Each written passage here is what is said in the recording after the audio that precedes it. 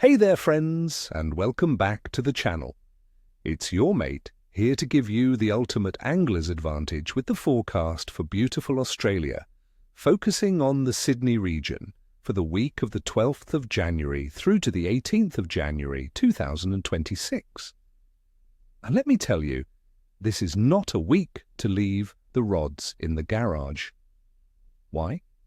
Because the weather, the tides, and the moon are aligning to create some truly special opportunities, especially as we build towards the weekend. We're talking about a transition from good to potentially epic, and I'm going to break down exactly how you can get in on the action. This week is all about the build-up to the new moon, and that, my friends, is a magic time for fishing. First up, let's talk about our prime targets for the week.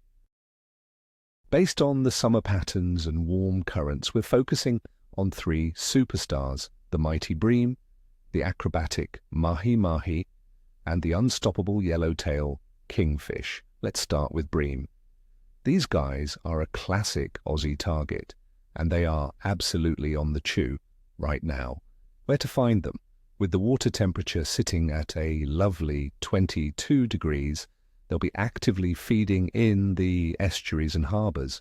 Look for structure, my friends. Always look for the structure. Think boat moorings, oyster leases, rock walls, and mangrove edges.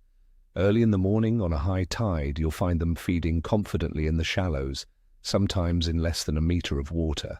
As the sun gets higher, they'll retreat to the shade and slightly deeper water around that same structure. How to catch them? Light gear is the key to fun here. A 1 to 3 kilo spinning rod is perfect. For baits, you can't go wrong with fresh prawns, nippers, or strips of pilchard.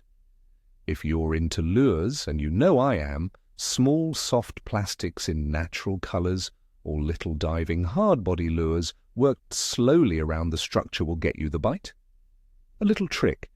Use very light leader, maybe around 4-pound fluorocarbon, as these summer bream can be surprisingly finicky. Next, let's head offshore for the dolphin fish, the spectacular Mahi Mahi. January is prime time for these colourful fighters. They're a warm water species, and they follow the warm currents that push inshore at this time of year. Where to find them? You need to be looking for temperature breaks and current lines offshore. Most importantly, keep your eyes peeled for any floating structure. A stray log, a patch of weed, and especially the fish aggregating devices, or FADS, are all prime real estate for mahi. They hold on this structure waiting to ambush baitfish. On the gear front, a medium spinning outfit, say a 5 to 10 kilo rod, is ideal. Live yellowtail or slimy mackerel are the absolute candy for these guys. If you can't get live bait, trolling small to medium skirted lures in bright colours like pink, blue, and yellow is a proven tactic. Once you find a school, casting stick baits or even soft plastics into the frenzy is some of the most exciting fishing you can have. And now, for the thug of the harbour, the yellowtail kingfish. These brutes are active and hungry. Where are they? Look for them around deep water headlands, underwater reefs, and channel markers inside the harbours and offshore. They love areas with fast-moving water where they can ambush baitfish. Keep an eye on your sounder for bait balls, because the kingfish will never be far away. For tackle, you need to step it up. A 10 to 15 kilo setup is a good starting point, because a big kingfish will test your gear and your muscles. The absolute #1 technique is a live squid or a live yellowtail, either slow trolled or dropped down deep. If you're a lure fanatic, big poppers and stick baits cast around surface feeding schools will trigger explosive, heart-stopping strikes.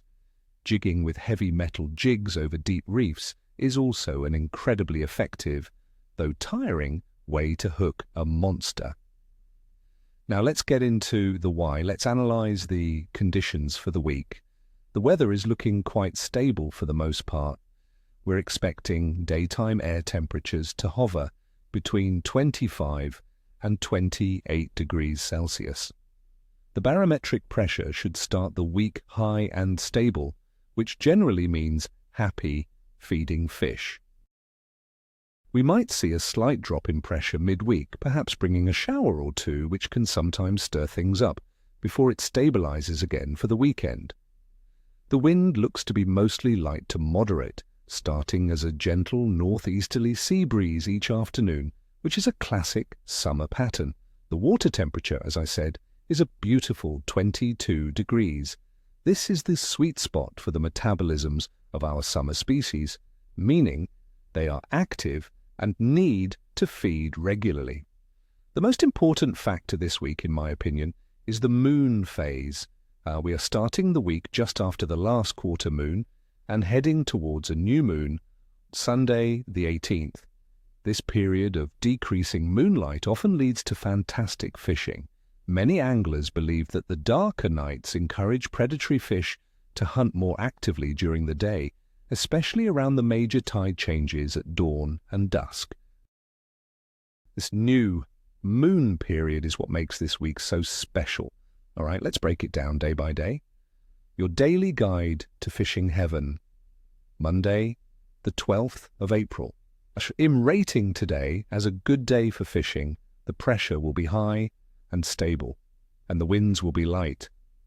The moon is in its last quarter. This is a great day to target bream on the flats during the morning.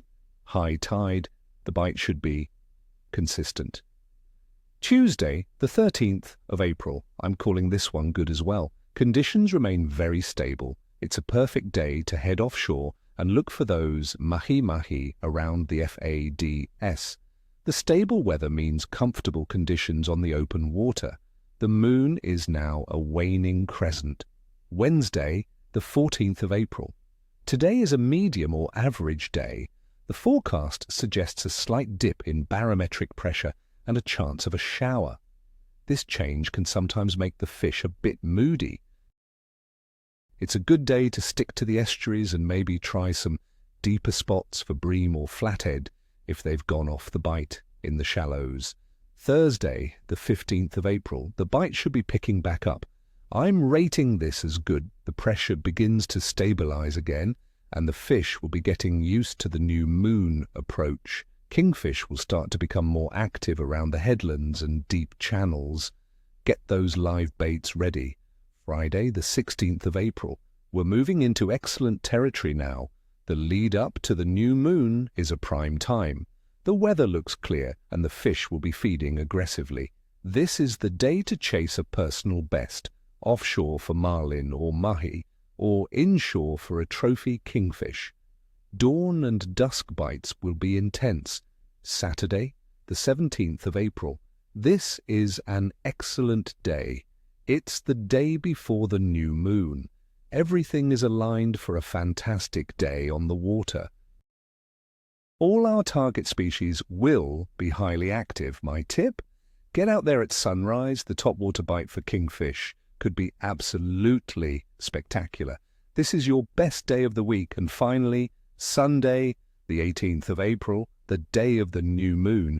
I'm rating this as excellent, but can be capricious. The bite can be absolutely insane right on the tide change, but sometimes it can be strangely quiet between tides. It's a day of high risks and high rewards. Be on your favorite spot right on dawn or dusk for the best chance of connecting with a true monster. So there you have it, my friends. That's the breakdown for the week. It's looking like a fantastic few days of fishing, building to a crescendo over the weekend. I hope this helps you plan your trips and get onto some amazing fish. As always, be safe on the water, respect the fisheries, and take only what you need. Get out there and have an adventure. Until next time, tight lines, and, as we say in Australia, ni chvosta, ni chishui. Hey, drop a comment below and let me know your plans for the weekend. What's your target species? I love hearing your stories. And if you haven't already, please hit that like button and subscribe for more fishing forecasts and tips. Cheers!